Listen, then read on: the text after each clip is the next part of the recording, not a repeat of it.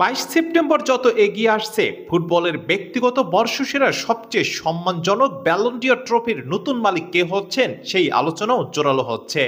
কয়েকদিন পরেই প্যারিসের বিখ্যাত থিয়েটার দু সাতলেতে ঘোষণা করা হবে ব্যালন ডি'রের নতুন বিজয়ীর নাম। তো কে হতে যাচ্ছে ব্যালন ডি'রের নতুন মালিক? সবাই নিজ নিজ পছন্দের কথা বলছেন, তবে উত্তরটা যদি এই ট্রফির বর্তমান মালিক রদ্রির কাছ থেকে শোনেন, তাহলে তার মন ও মস্তিষ্কের দ্বন্দ্বটাও বুঝতে পারবেন। ম্যানচেস্টার সিটির এই মিডফিল্ডার জানিয়েছেন তিনি চান তার স্পেন সতীর্থ লামিনে ইয়ামাল কিংবা পেদ্রি এই সম্মান জিতুক।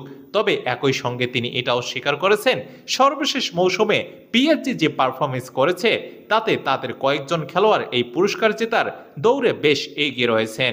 গতকাল এক সংবাদ সম্মেলনে রদ্রিকে প্রশ্ন করা হয় ব্যালন ডি'র প্রসঙ্গে। তার কাকে পছন্দ এমন প্রশ্নের উত্তরে রদ্রি বলেছেন, অবশ্যই আমি চাই আমার সতীর্থরা কেউ জিতুক, কিন্তু সত্যি বলতে গত মৌসুমে পিএসজি সেরা দল ছিল, তাই তাদের কোনো একজন খেলোয়াড়কে এই পুরস্কার না দেওয়াটা অনেক কঠিন ও চ্যালেঞ্জিং হবে।